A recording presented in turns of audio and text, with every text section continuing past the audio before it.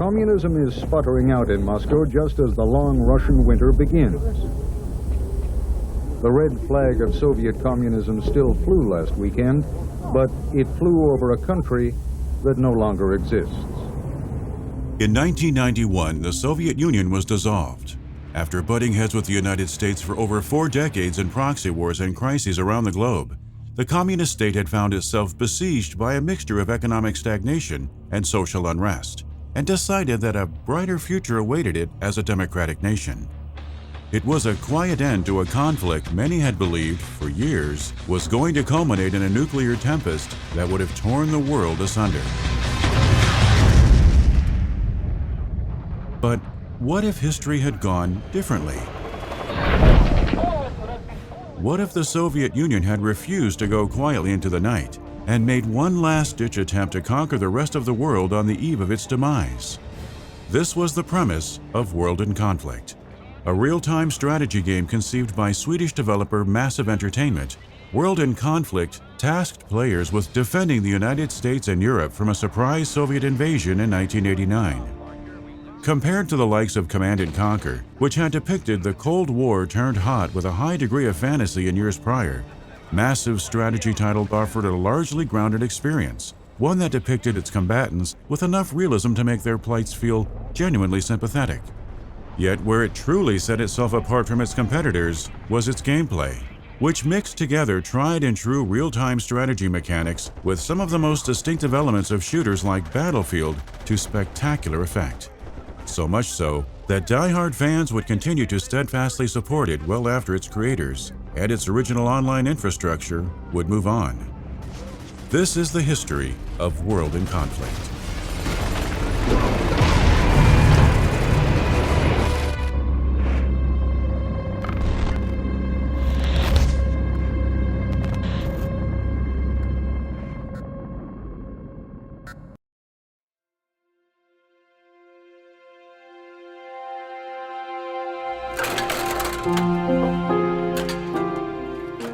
Massive Entertainment was founded in 1997 by Martin Wallfish and Christian Perez.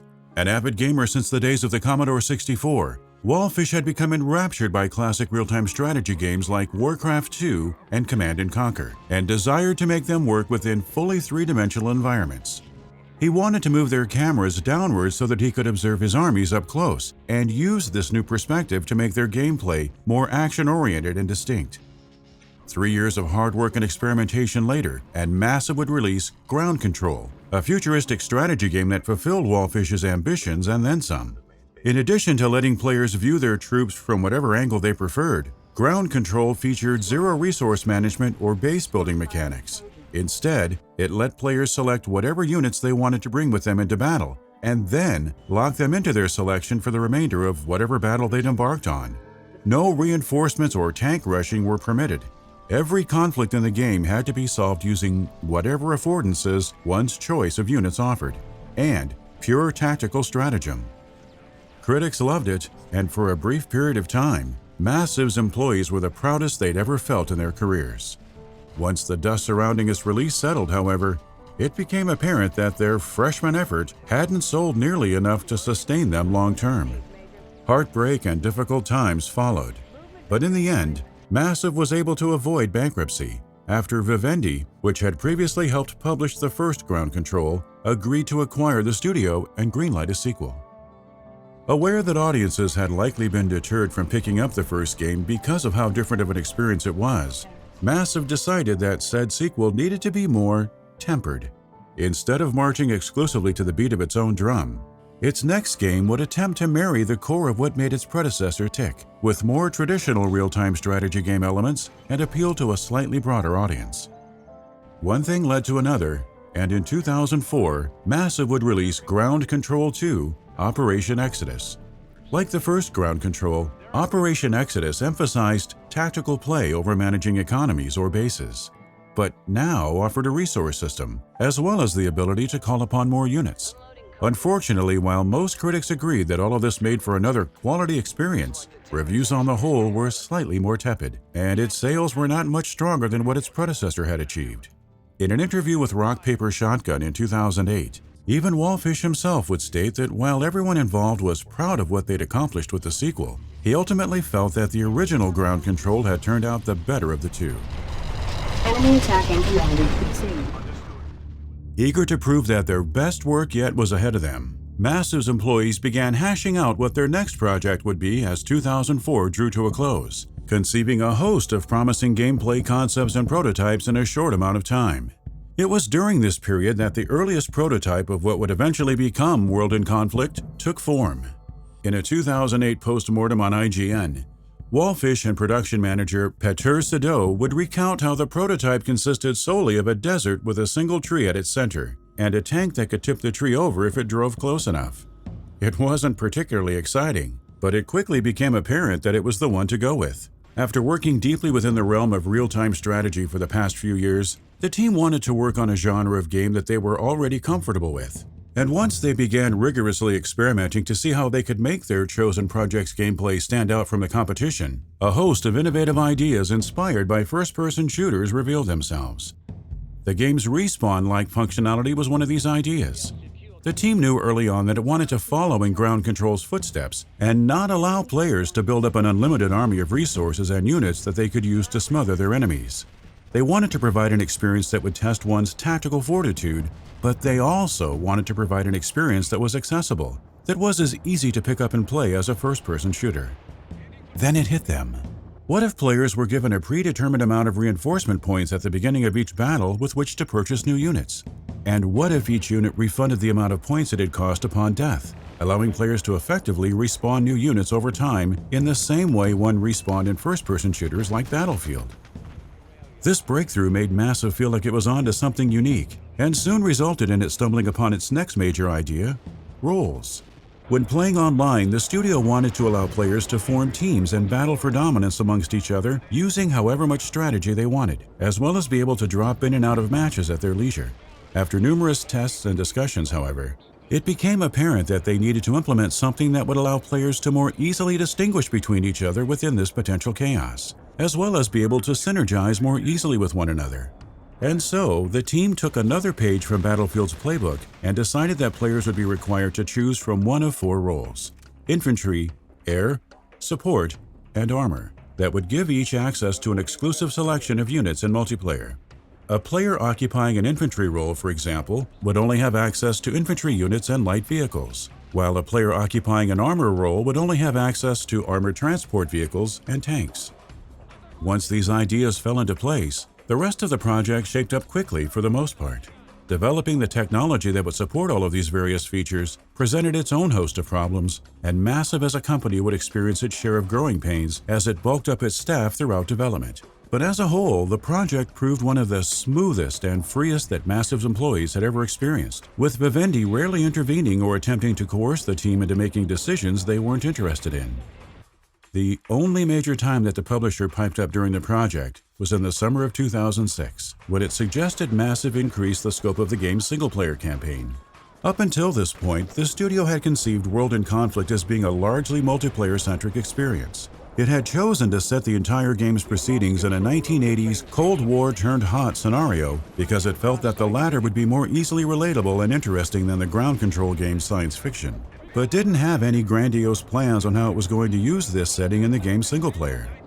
After Vivendi laid out its proposition, however, Massive quickly realized that there was an incredible story to be told within the setting it had chosen, and set about realizing it. One of the only other issues that Massive dealt with over the course of World in Conflict's development was a nagging concern that it would have a difficult time selling the game to the masses. In the IGN postmortem, Wallfish and Sido would explain how they felt uncertain as to what genre World in Conflict would belong in as a result of all its non-real-time strategy influences, and feared that this would hinder its ability to properly market it. But because they made a concerted effort to have it be playable early on, as well as ensured it made the rounds at plenty of LAN events and conventions, they were able to inform many people of what they were making ahead of release. As a result, when World in Conflict finally did release in September of 2007, most who picked it up already had a decent idea of what they were getting into, and were all the more pleased by how it turned out.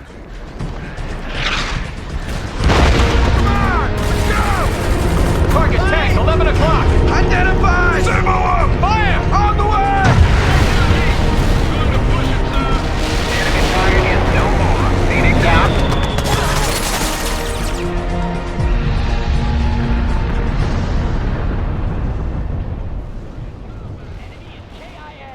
Troops are ready for action. There was little debate that its single-player campaign did a great job of investing one in the perils faced by the United States and NATO as they attempted to repel the Soviets, balancing moments of both sobering humanity and explosive spectacle throughout its proceedings with surprising depth. And there was no debate that its multiplayer was a genuine treat, a slick and rewarding experience that succeeded in encouraging strategic play thanks to all of the smart genre bridging that Massive had imbued its design with. That both sides of the game also featured stellar destruction effects, impressive graphics, and a freeform camera only made them all the more enjoyable. Compared to the rest of the real-time strategy market at the time, World in Conflict was an incredible breath of fresh air and a standard-bearer for what the genre could be.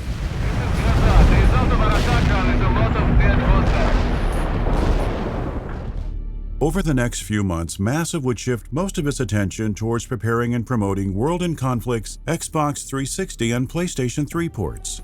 Developers had struggled for years to make real-time strategy titles feel at home on consoles, but Massive was convinced that theirs would fit in snugly. It had already hired another developer called Swordfish Studios to help with the porting process since before the game was released on PC, and believed that the freeform nature of its camera, as well as its overall lack of macro management compared to other games of its ilk, made it a uniquely natural fit for console gamepads. So much so that Massive decided to sweeten the deal further for console adopters and pack both ports with a host of new single-player and multiplayer content, including a series of all-new missions that would showcase a different side to the game's central conflict. These plans would be briefly ground to a halt midway through 2008, however, when Vivendi merged with Activision to form Activision Blizzard. The latter entity no longer felt that it needed to have Massive or World in Conflict as part of its portfolio and decided to sell the two off, casting both the ports as futures and whether Massive would even have ownership over the game it was porting into question. This crisis would seemingly be averted after Ubisoft stepped in and announced its intention to purchase both Massive and the World in Conflict license, as well as continue letting Massive work on the ports unabated. Yet no sooner had Massive fallen under Ubisoft's purview than the studio would announce in early 2009 that it was canceling the console ports anyways, and that all of the new content it had been planning to debut first on said ports would instead debut on the PC as an expansion titled Soviet Assault. In an interview at the time with Computer Sweden, Wallfish would state that the studio wanted its products it released to be of the highest possible quality, and simply didn't feel like the ports were on track to meet this threshold. It was a costly decision for them in the short term, but he believed that in the long term, seeing the ports through would have needlessly damaged the studio's reputation further. Nevertheless, the studio would still take a slight hit when Soviet Assault arrived on the PC a few months later. Most agreed that its narrative, which presented the original game's central conflict from the Soviets' perspectives across 6 new missions, did a splendid job of humanizing the antagonists and delivering the same thrills and chills that had made the United States and NATO's plight so entertaining. But most also agreed that it was heavily overpriced for the amount of new content that it offered. What was there was undeniably great, but its size felt disproportionate to the amount of time Massive had been given to work on it, and to the value proposition that other notable strategy game expansions had offered in the past. But today, we'll show them that the Red Army bows to no one! Today, we'll show them the might of the Soviet Union! Get your vehicles! We go to war!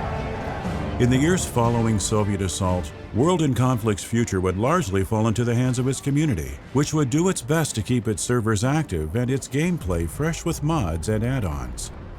Eventually, after 8 odd years of slowly dwindling support, Massive announced in 2015 that it would, at long last, be shutting down the game's servers. While this left the game's remaining player base dismayed, the studio would compensate for this 2 years later by making the source code for World in Conflict server software freely available on GitHub, which the community would subsequently integrate into its own independent efforts to restore the game's online functionalities. Unfortunately, given Massive's history over the past decade, this act may very well go down in history as the last time the studio did anything with the property. After moving on from World in Conflict, Massive aided Ubisoft in the development of both Assassin's Creed Revelations and Far Cry 3, before carving out a foundational place for itself in the company by launching a new Tom Clancy-branded franchise with The Division.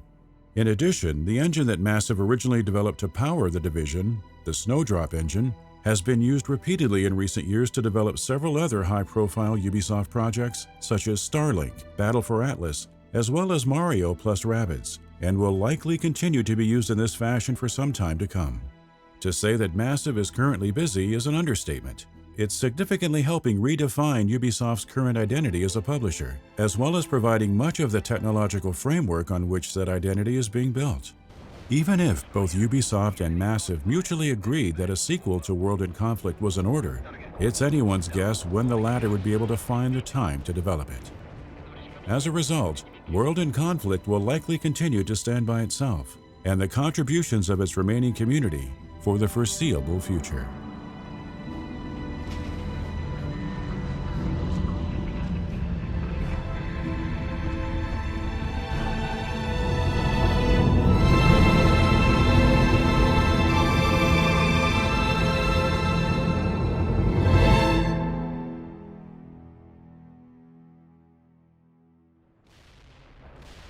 Thank you for watching our video.